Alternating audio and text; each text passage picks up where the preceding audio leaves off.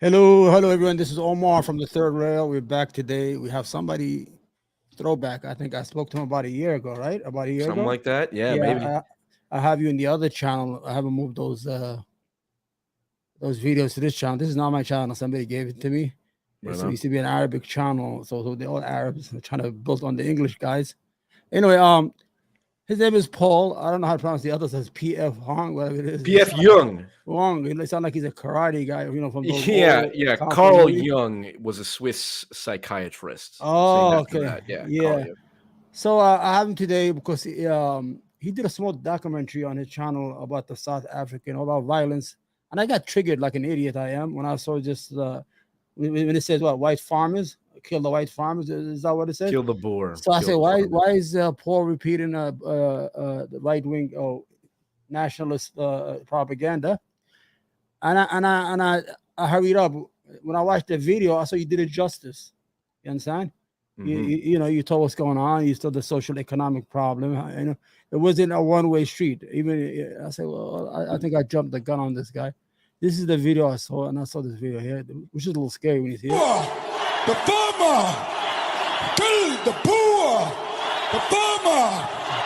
Brr, pa, pa, brr, pa.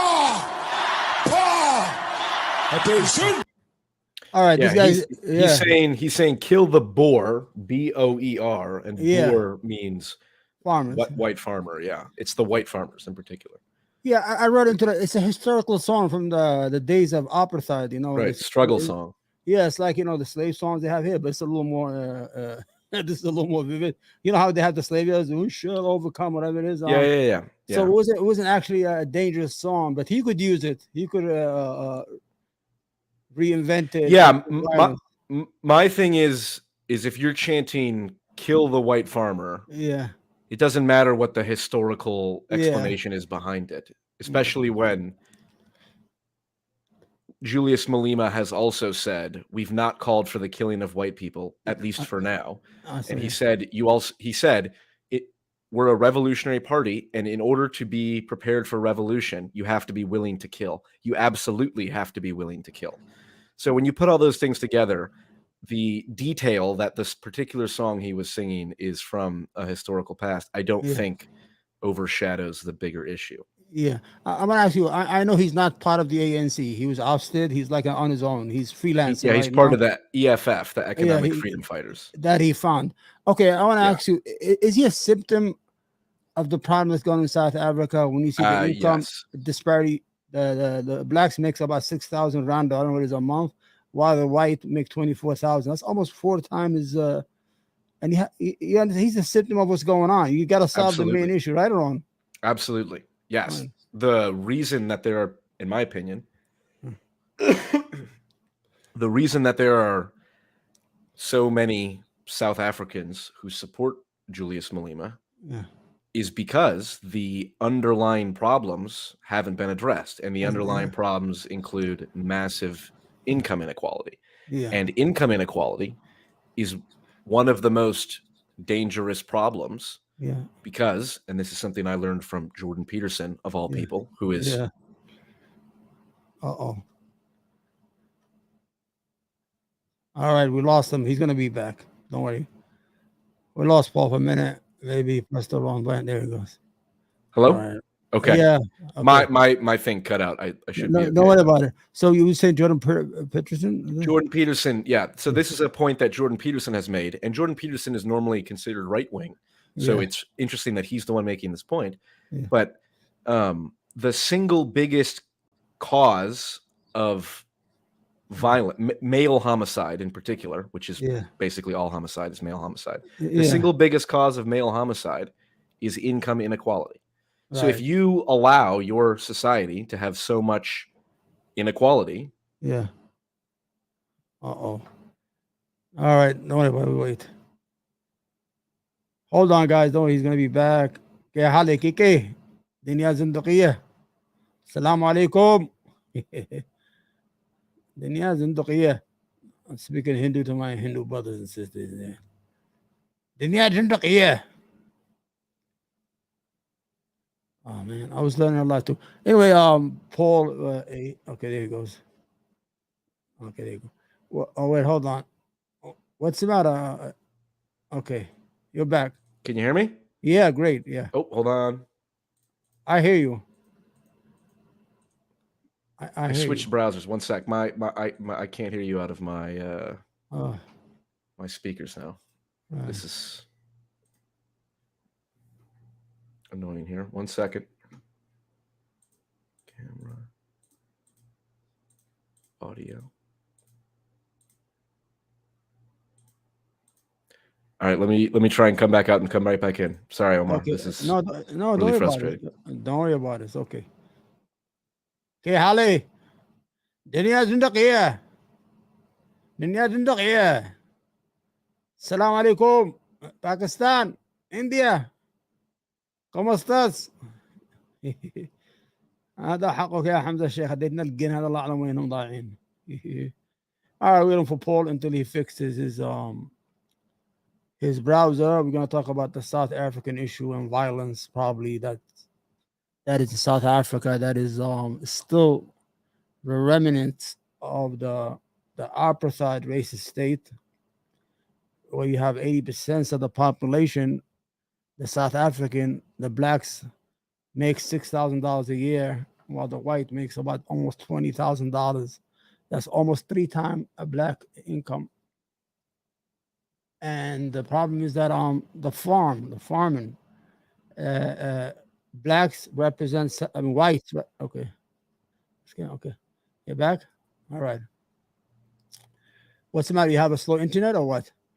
It was my browser, so my internet, but I do have internet issues every now and then. What browser you use? Chrome or? I was using Chrome and then I just switched over to Edge. So hopefully this will work. Yeah. So my apologies for that. No, don't worry about it. I've been having issues with StreamYard. I can't share like I do with OBS. It'll start slowing down. I don't know why. It was perfect a long time ago. Yeah, from another monitor, but it's the same monitor. It's okay. Interesting. Yeah, my computer is very goofy as well. So I apologize. We were talking about the income inequality. Yeah. So my point is, if you let income inequality get as out of hand as it's gotten in South Africa, then this is exactly what you should expect, with someone chanting kill the people who own all the wealth, basically, which is correct. Or it's correct that they own the wealth. It's not correct that they kill them. Yeah, but especially in South Africa, you just came out of a big problem. There's a lot of resentments about almost a century of racism, of right on top of the income inequality. It's not just the income inequality. It's so also the fact that there's genuine. You already have that hate. You already have that hatred for that minority because you were mistreated. Maybe your parents were mistreated, and it's not a lot long ago. It's in the 80s, I think. What in the 1980? They collapsed, or I don't think apartheid ended until 1990, mid 93 or something like that. It was miraculous the way that the blacks were forgiven, like Nelson Mandela, because you usually have a lot of turmoil when something like that happened. There was not like, let's get even, let's take over everything. Because Paul, I was reading into it. You have 7% of the populations with 72% of farmland. So while you have 80% of blacks, they don't even own 5%, because when you put the Indians and the other colored people in there. So that's a ticking bomb. It's going to eventually explode if the government does not do some redistribution. Buy the land even at a high price from some farmers. Not all of it, a little bit. Sure. Yeah. So as far as what, excuse me. No, don't worry about it. As far as what is the right solution in South Africa in particular, I don't know. I can't speak to that honestly. I do think, to your point, some level of redistribution would seem like a reasonable policy. Julius Malema argues for land expropriation without compensation. No. So he's saying that the government should seize the land from the white farmers and redistribute it. Which, again, if the income inequality is as bad as it is, it's not difficult to understand why people would support that policy. My understanding is something similar happened in Zimbabwe. Yeah, but it's no good. Right. So Zimbabwe did basically the same thing, where they had the white minority farmers. And what happened? They stole their land. The government seized their land, which you could call it stealing. The government seized their land, And then because all of the white farmers were the one who knew how to farm best, Yeah. when they got kicked off their land, the country ended up Economic facing collapse.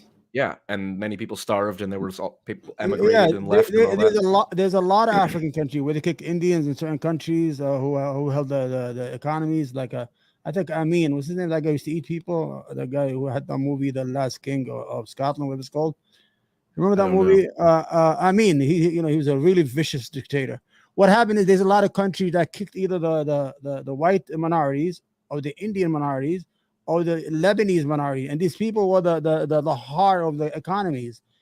And I'm willing to bet you if the South Africans leave, or all of a sudden South Africa will collapse, will become more than what it is right now, of a shithole. What it is right now.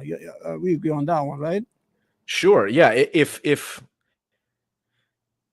Well, you have the two problems, because if nothing is done, then Julius Malema will continue to chant "kill the white farmer" and all that until things go off the rails. Yeah.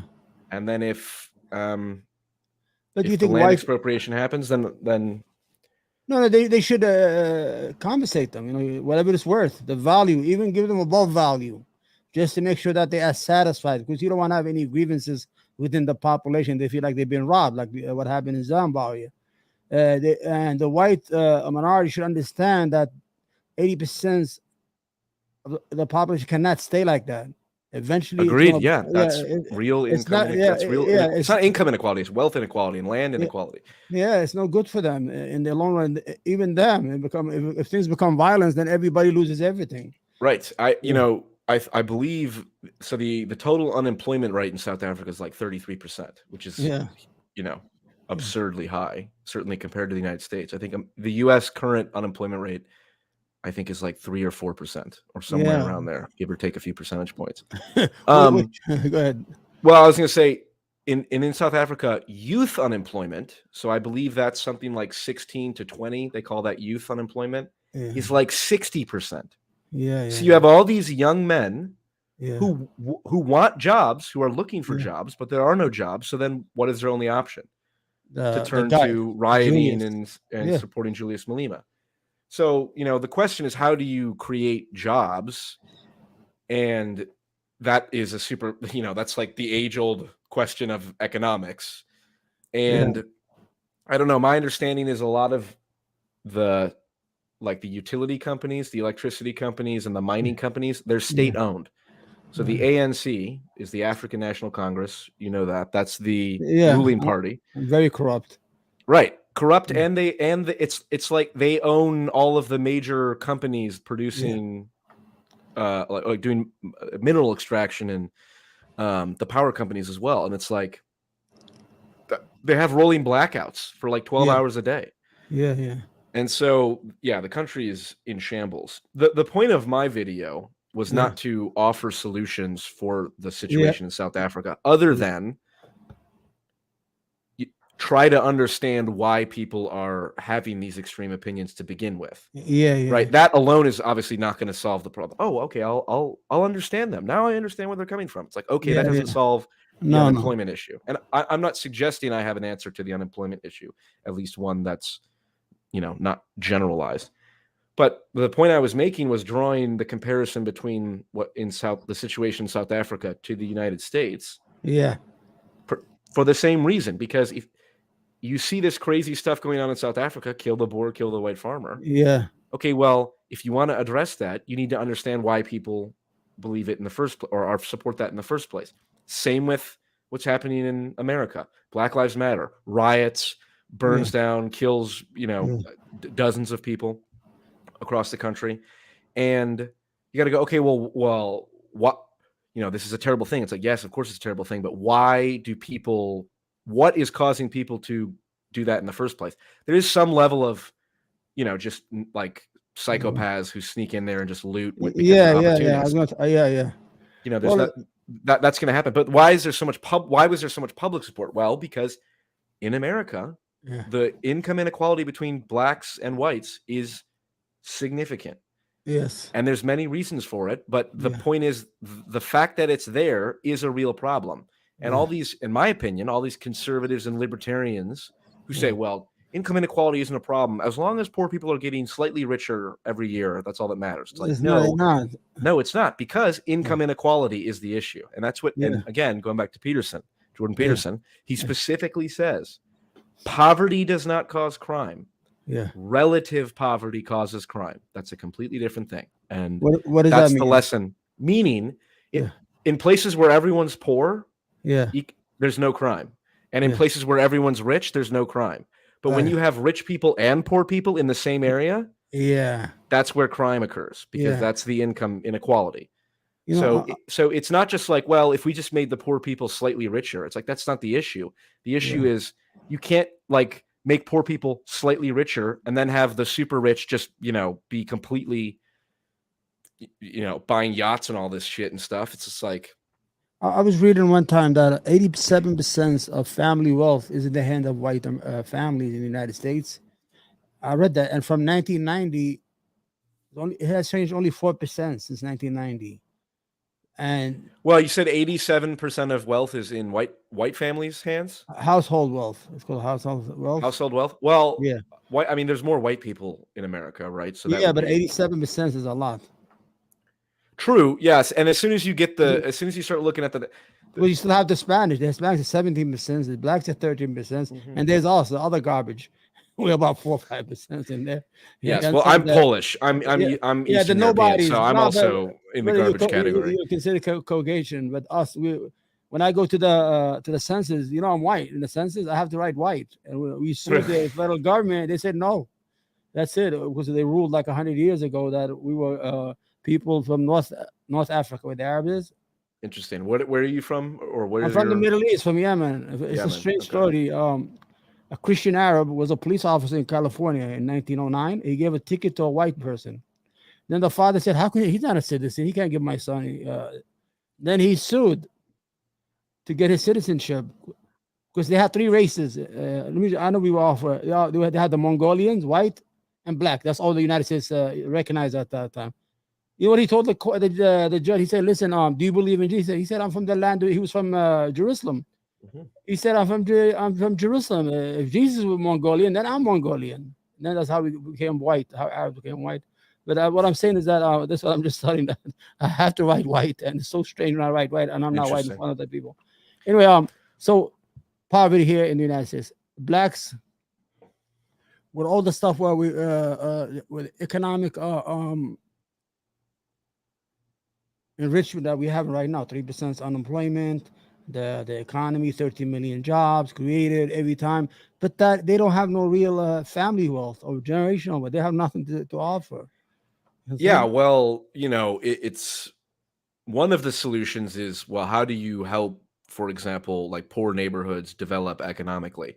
Like, well, the first thing you need to do is I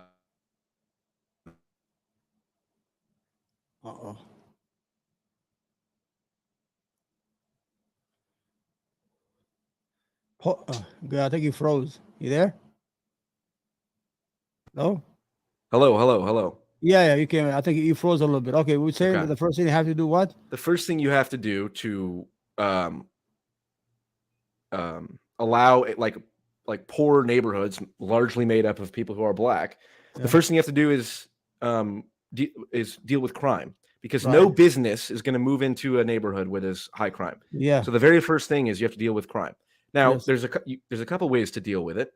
Number one is, address the root cause. Yeah. So that means having, good education and community support systems and all that, but also police.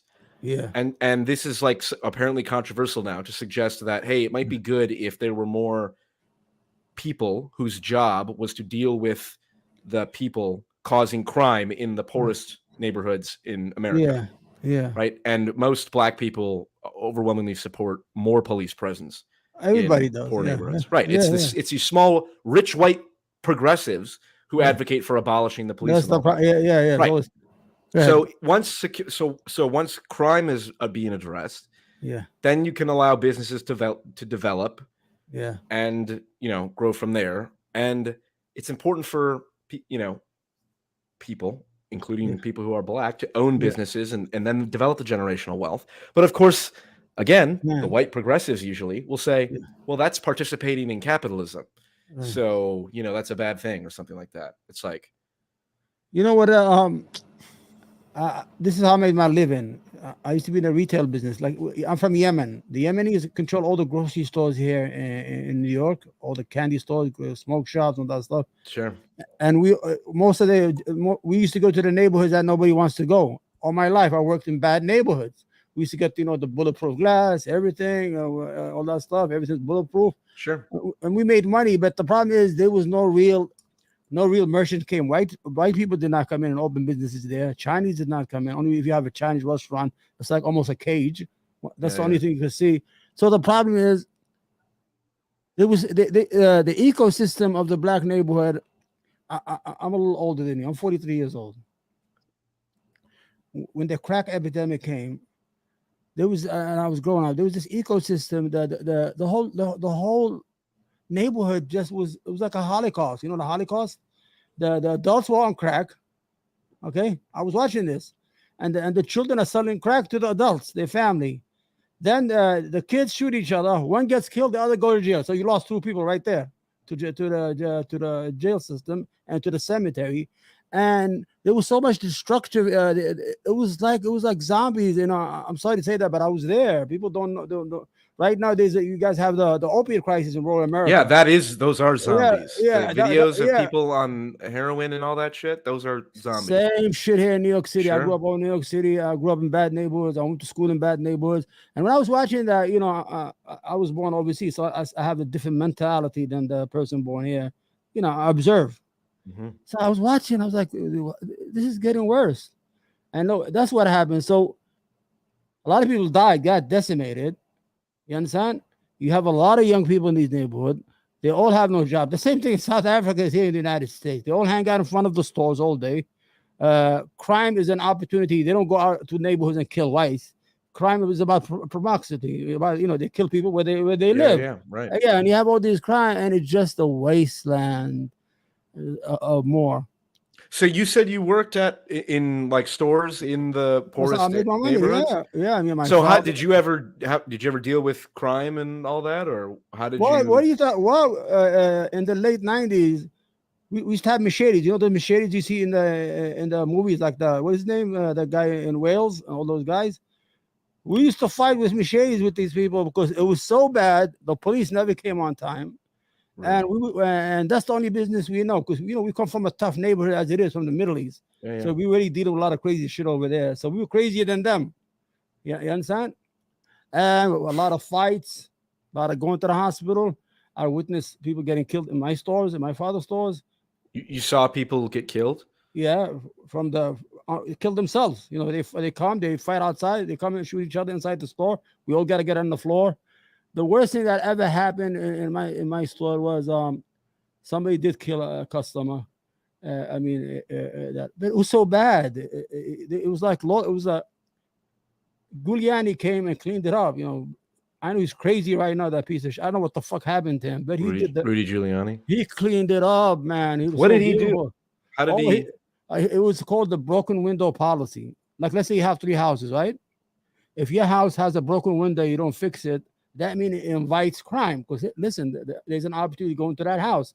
So, but if you have these houses all with the windows closed, everything, the locks, then there's no crime. You understand? It's called so what they do is they go after the low-level crimes to prevent the big levels, and it worked. Like people who jumped the train, they don't want to pay the fare. Yeah, they used to catch him, and they had felonies. And that's what he went after the small. No drinking outside, no peeing in the streets. The police used to come and break the bottles if they see in your hand. Then that idea, it was beautiful. It was a guy named, I think, William Bratton. He's from Boston. He was the police commissioner who came up with it, and it worked. The broken window policy. Yeah, you can look it up online. I've heard of that before. I remember many years ago, my dad told me. Yeah, basically he used the example of people jumping the train or the subway. Yeah, stalls. They used to catch him. They used to catch him. Yeah, had felonies, and they used to take him to jail, so you didn't jump the train no more. And then the drinking outside prevented crimes, like shooting. People get drunk, they start fighting, or they start breaking property. So each small crime prevented what? The big crime. You understand? He went upward from the bottom. And you're saying that worked as far as you saw. Are you crazy? In 1992, when Lincoln was, I was young, I was a kid, 2,000 New Yorkers got killed. Now only 300, 200 a year. It was like a war. It was Vietnam. The South Bronx, the Bronx, I lived in a bad neighborhood. I would never go in there because the buildings were all a mess. They were all burned out. New York was burned out. Brooklyn, New York was burned.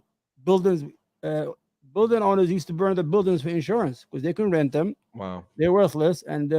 But now it's beautiful. Now you have Giuliani did something beautiful, good, but he right now he messed up his legacy with all this crazy. He tried to overthrow. Yeah, well, it's interesting. I didn't, I've only known Giuliani in the he last. was great. He was great. Everybody loved him. Yeah, well, he went after the mob too, right? He went after everybody. He destroyed the mobs, the five families. He destroyed all of it. Yeah. So how did you ever deal with the mob at all? Yeah. With how did that work? Well, me as a businessman, I don't. There's neighborhoods where you had to pay, but they didn't used to go after that. They used to make big money with construction, but they used to control all the garbage, all the business garbage. Right. So I didn't know that. I was young. My father had a candy store, and the garbage used to be a lot because the newspaper, we sell it out of newspapers, left over. And I thought, I could get another company. I had to argue with the lady. Oh, I don't want you here no more. I used to call, it's too far. It's too far. It's too far. Nobody because it was a done deal between them. So when I got older, when Giuliani came in, he exposed that the garbage, the fish market, construction, concrete. Every building in Manhattan, they used to give a kickback of 2%, 3%. You can't. Trump used to work with them. Everybody worked with them. That's how they had so much control. But they didn't used to bother the small guy. Like I was going to say, they probably wouldn't go after you, right? Yeah, the only issue I had was because they own the garbage routes. So that's the only thing that touched me really. And as a consumer, they made things expensive, like the fish, because they control the fish market in New York, which is a very famous market, the filter market. So they did add a little tax on things that we paid more, because the other people paid. Mm-hmm. But our problem was not the mafia. Our problem was our neighbors. It was, I'm telling you, it was like a zombie. I was in Far Rockaway, New York, and I used to watch, and I was like, how this movie is going to end? And I'm young. I'm like, what? Not even 18, young. I'm like, how this movie is going to end over here? Mm-hmm. And I'm watching this destruction. And the young kids, they used to say, you got to sell to the white man before you sell to the black man. I told the guy, his name was, I say, you're all black. There's no white people here. Well, I don't, you got interesting. They used to make themselves feel good with this saying, you got to sell it to the white. Yeah, but that never. I said, they're all black. I don't see no white. I don't see no white people here. And you did have a lot of white. They used to come in, and they didn't sell anything. They clothes. So how did the crack epidemic end as far as what you saw? Well, they had the 1994 crime bill that right now you see they get mad at Bill Clinton and Hillary Clinton for and Biden and that was beautiful. Don't believe these fucking liberal piece of shit right now, because it saved a lot of lives. It put everybody in jail, the user and the seller, and by being in jail, they save their lives. Why? Because they get cleaned inside jail. Because they didn't treat crack as a health epidemic. Like right now, we treat opiate as a health problem, not a criminal problem, right? Like the user is a health issue. But then it was a little racism. They treated the user and the seller as criminals. You understand? They criminalized both. But what that did is it cleaned the streets. The dealers went in jail and the users went to jail, and they just disappeared. And a lot of people died. They just died out. You understand? Now, it's very hard to find somebody using crack. You got to be a fucking idiot to use crack after you saw that, what happened. Because what happened, the way you came in, I was like 13. The people used to go to clubs, right? Like they go to the weekend, and they'll go dance and, you see this? You want to try it? Something new, right? And they try it. They don't know. That's it. As soon as you try, you're owned. It's going to own you. And they think, it's a recreational drugs. And then all of a sudden, I started seeing people selling their VCRs. We still had VCRs then. Their TVs, their children's clothes. I'm like, oh God, just to buy. Yeah, I was in the store. I was telling my dad, what's going on, Dad? He said, there's a new drug, son. See them like they saw, and it destroyed the whole ecosystem. I know we got off track with that, but it did destroy the whole. This is from my perspective. This is very interesting. It destroyed the whole. Trust me, it destroyed the. It was a ecosystem of destruction. I tell you, the children sold to the parents. The parents either die or go to jail, and the kids kill each other for turf.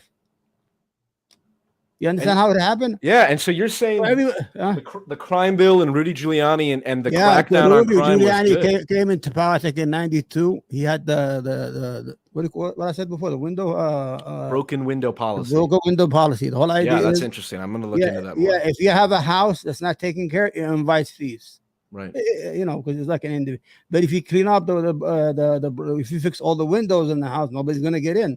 So what they did, they went after all the level shit. Right. So have you been in New York your whole life? I grew up here. I grew up in bad neighborhoods. Grew up with gangs. Did you ever live anywhere else other than New York? No, never. I never left New York.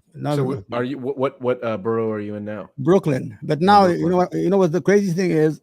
Remember when they had white flights in the '60s? They had white flights. Black movie. Now what happened is the opposite is happening. Gentrification. Yeah, I used to drive a cab. I think it was 2001. They didn't have Uber yet, right?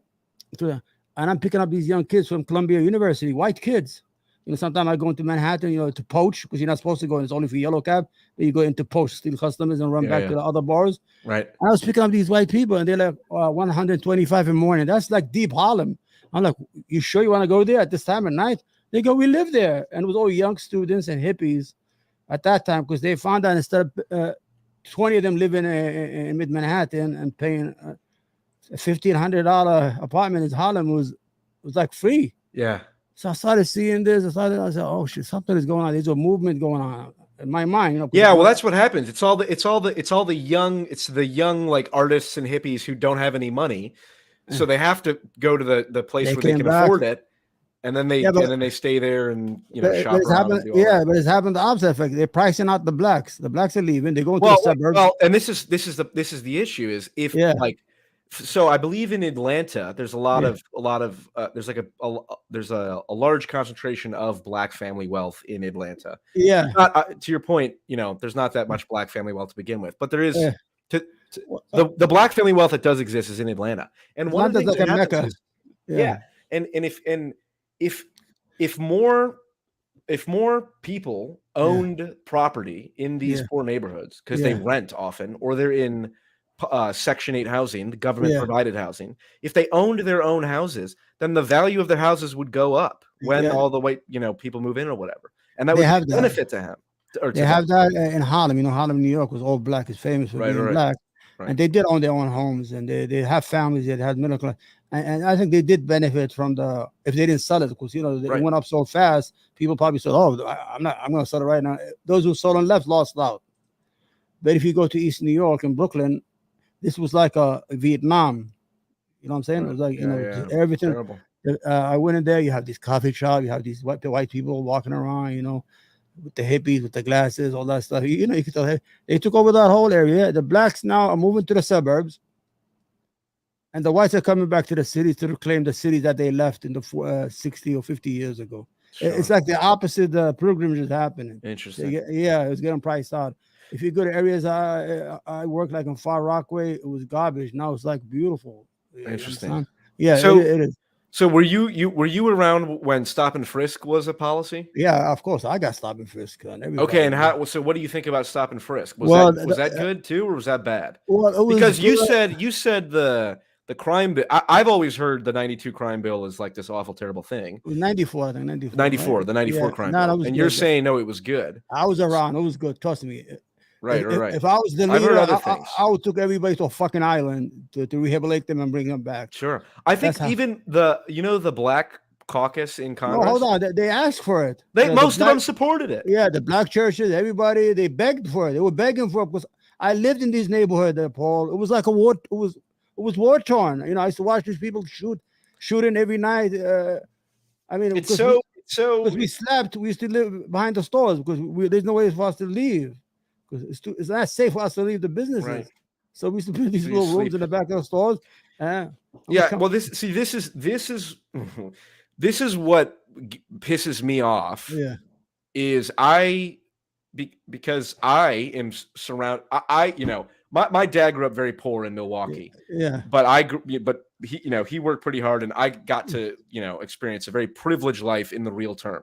Yeah. So I'm in my bubbles, in my circle. Yeah. I'm around a bunch of other people who have no idea what the life is actually like. No, yeah. And they're the ones saying, well, the 94 crime bill is awful and racist and there's all these No, terrible no, things. no, And then it's like, oh, I'm talking to someone who's actually there. And it's I the was opposite. there. Right. So now I'm sitting here like, well, I'm a fucking I'm advocating for shit that is bad for people who actually like could use the help. Right. Like poor neighborhoods might benefit from actually stricter policing. I'm telling you, for exactly the reasons you said. It saved a lot of lives, and I'm young. Right. The black leaders, I remember everybody was begging Clinton to do something. It was Clinton president. They were begging him. Because you have two wangs. You had the AIDS epidemic was killing these people because AIDS was also because people are having unprotected sex. And at the same time, you had the crack epidemic. And it was destroying everything. I'm telling you, man. I mean, people walking around the street, dirty. I mean, you see those Mad Max movie? Mm-hmm.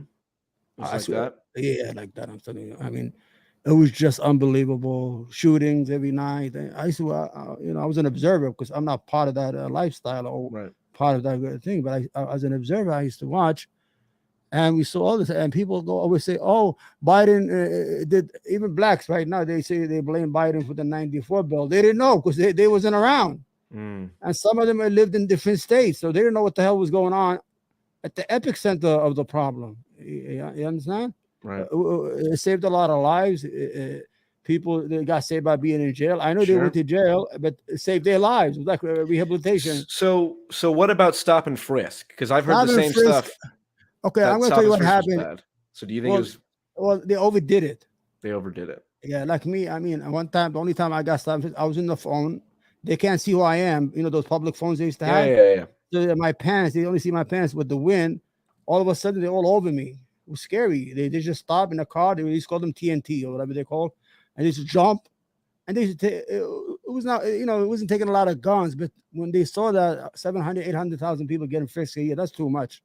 Yeah, for your civil liberty. 700,000 a year. Yeah, they were, and mostly minorities and blacks. Stop and frisk. Yeah, and they had another one. They had something called demographic unit. The demographic unit was a unit that was done for us Arabs, Muslims. The whole idea was to spy on Arabs and Muslims after 9/11. It was from 2001 to 2013. We were harassed. Our business, they used to go to coffee shops, drinking coffee, pretend they're Arabs. They never arrested anybody because everybody was just working. You understand? Not even one arrest. But for 13 years, you look at it. It's called we get I absolutely man. From 2005 to 2012, I used to get 10, 12 tickets a month. They come in, search. I'm like, what's going on? They say, oh, we are the condition unit. We have to make sure you got all their licenses. I'm telling them, I only get my licenses once a year. Here, you look at them, they're all good. Why are you bothering me? I didn't know what's going on. And they sued them. They paid, I don't know, like $30-40 million. Interesting. So because you were Bloomberg, Mike Bloomberg was the author of that. It's called the demographic unit. The whole idea, even it was spying even on American. Let's say you became a Muslim or you Paul, and if you change your name to Abdul, they had to watch you.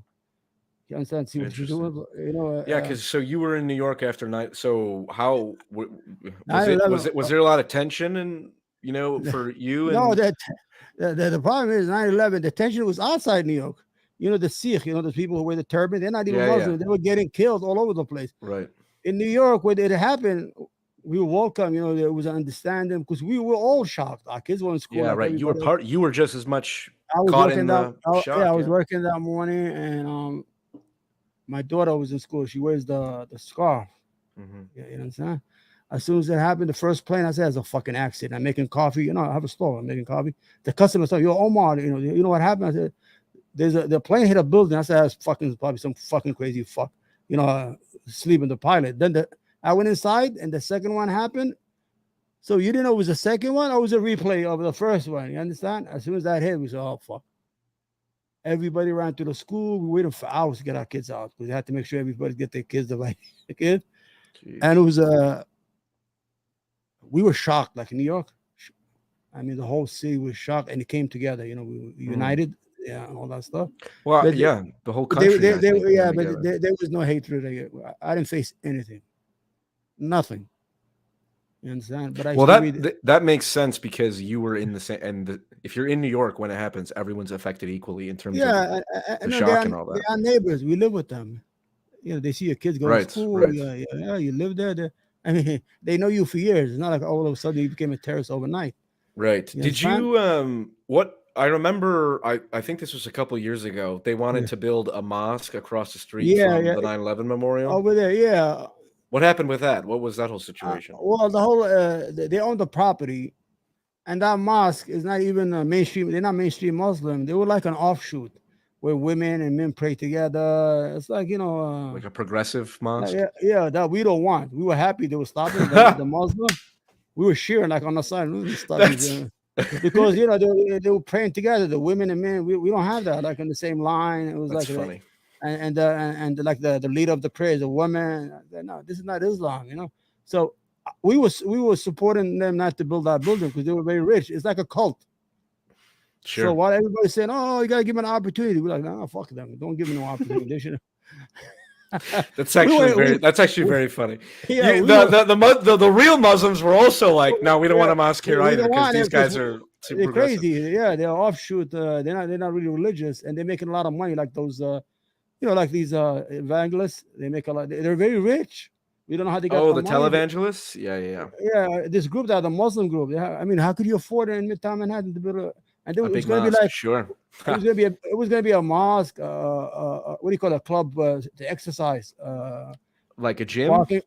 Gym, parking garage, and they're going to rent on top. It was like a big project. I'm like, we don't want it. That's Muslims funny. say, yeah, we don't want it. But I mean, the people are still sensitive to stuff like that. But I mean, the city got over. New York is nice right now. Yeah, I was gonna say I thought New York. I mean, I know it got bad in the Wow, I was gonna say, how was COVID? Was COVID awful or? It was too strict. It was too strict because I thought obviously it was never in New York when it happened, but my understanding was a lot of people in New York got hit hard with COVID. They got hit hard. The You're saying ambulances were there every night. They were strict. Yeah, they used to make us wear masks. Even the hospital, everywhere. You know what happened? That the crazy thing happened. That liberal city was scared to die, while red state were facing the disease. Like, fuck it, give it to me. So you understand? So you guys were the buffer zone. You took the brunt of it. The Floridas and all that stuff. But here it was too strict. But a lot of dead bodies. The ambulances were every 5 minutes. It was like a war zone. Well, yeah, I mean, and that makes sense. Even if the virus killed the same amount of people, there's way more people tightly packed together in New York, so it would be more bodies. Yeah, sardines, and we should see the ambulance all night. Especially if you live next to a hospital. All night. Jesus. Yeah, and actually you couldn't sleep, and that fear. We still have that fear. It was the new disease. When our first grocery order with Instacart, my wife would bleach, would clean up the boxes and all that stuff. I mean, it's like those movies, And she had all the gloves, she had the mask. Oh, I did that. When it first started. I would go and wipe down a package and all that. And then after 6 months, it was like, oh, this is not stupid. They were crazy. They were saying, oh, it stays on the surface for 14 days. How could a virus stay 14 days? I mean, we didn't even use our heads. Well, you know what the single biggest reason that comes to mind when I think of like, fuck the CDC. They're a bunch of they're lying. They're succumbing to political ideology. Is when George Floyd was killed.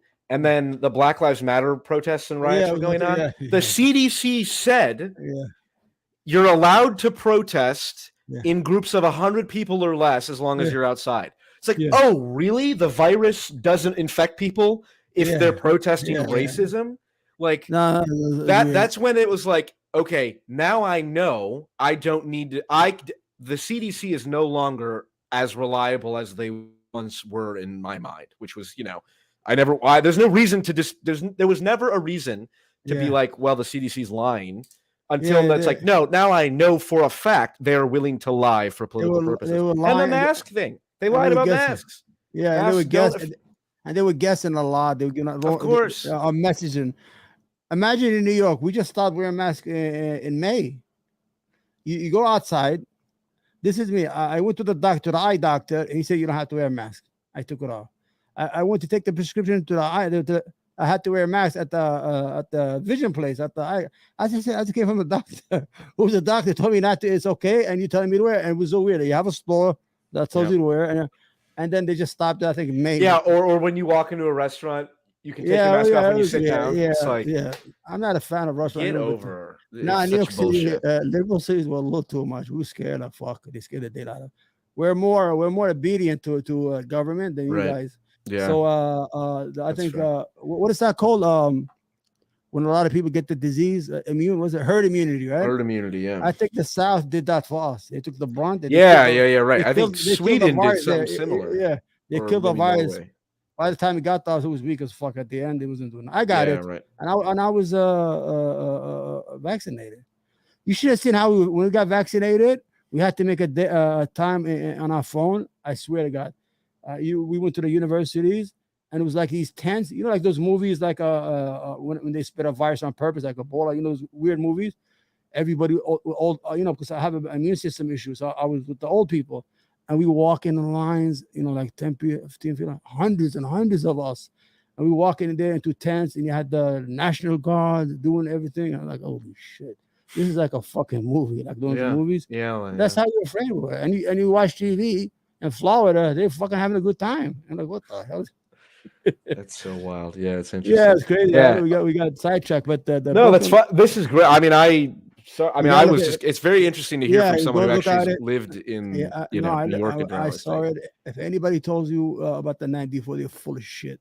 Yeah, well, and that especially, and then also yeah, sure, right, and then but even just like what you said about the mosque, it's like, oh, it was a very progressive mosque, so the traditional Muslims were kind of like, that's funny. We were sure not to do it. We probably our leaders told the city not to let them do it. Our regular leaders, the leadership.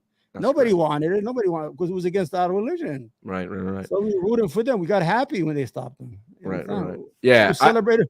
I've only got about 5 minutes left, but is there anything you wanted to cover at all? Or? Well, I love talking to you. I just Jordan Peterson. You like him a lot, don't you? Right? You listen to him? I've been influenced by some of Jordan Peterson's original work a lot. I was certainly a huge fan. Now I still like the guy, but I won't call myself a Jordan Peterson fan because he's so crazy on Twitter. It's just not worth it.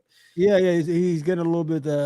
He's just constantly tweeting, and it's the dumbest shit. It's like a 13-year-old teenager. His tweets. He's literally going back and forth with people on Twitter, and he sounds like a 13-year-old girl. Yeah, and arguing. I see it. I go there. I tease him too. I bother him. I go there. Good. Keep everybody. But is he like Tate Light? Is he his view? No. I think that's bullshit. I think people who say that he's even in the same category as Andrew Tate. It's not. Right? I mean, Andrew. He talks about men, strong men, young. Yeah, men, I mean, he's a conservative. I believe he's called himself a sexual conservative, meaning I don't know if he said you need to wait to have, or you should wait to have sex till you're married, but he certainly doesn't. He certainly wouldn't agree with anything Tate says around an alpha male fucks all these different chicks and all that stuff. It's like, anyone who compares Peterson to Tate doesn't know anything about Peterson, more likely because Tate's the more famous one. Unfortunately. All right, when you do your next video, look at demographic unit. Maybe do it a little justice. What they did. Sure. Well, I definitely want to look at the 94 crime bill and understand that more. And the broken window policy. Yes, that's great. That's something that's Giuliani. He could have went. He could have died. Everybody will say he's the greatest man he's ever had. Now everybody hates him. You understand? Right. Well, he's kind of a Trump. He's kind of crazy. Yeah, he's crazy with trying to steal the election, doing crazy stuff. Yeah. You put you destroyed the mafia. Now I'm saying the mafia must have been right. This guy's a fucking piece of shit. The mafia got him in the end. I mean, they were more patriots. They got Trump. Trump's part of the it was all a ploy just to get back at Giuliani. Yeah, no, they were patriots. Like the 4th of July, they give free firecrackers to the neighborhoods and everything. Sure. They celebrated more than Giuliani, who tried to overthrow the government. Anyway, Paul, I thank you for coming. Yes. Sorry, I got triggered by the post. I said, "Well, Paul is there." No. Well, I'm glad because and you know what? It's interesting. When I originally was putting that video together, I was gonna focus on just that first part of him chanting "Kill the white farmer, kill the white farmer," and then I thought, well, hold on. What's the point that I'm trying to make here? The point should be we have to understand why people would do this in the first place. Because if you just say, well, they're evil. It's like, well, you're a fucking child because they're human beings and you're just as capable of falling into that as them. So, that's kind of the point. But you have you've reaffirmed that was the right move to be like, let's approach it Yeah, because when I first saw it, I said, "Oh man, Paul is repeating these fucking white nationalist tropes." Then when I saw the video, you did it justice. Then I had no argument. I said, first I said I want to debate. Then I said, let's have a conversation. Yeah, right. Well, yes. I said, let's have a conversation because there's nothing to debate here. You already killed all the views. Anyway, man, nice to see you again. Yes, you I hope too, you're Omar. doing all right. Okay. All right. All right. God bless, man. Peace out. Bye bye. Thank you.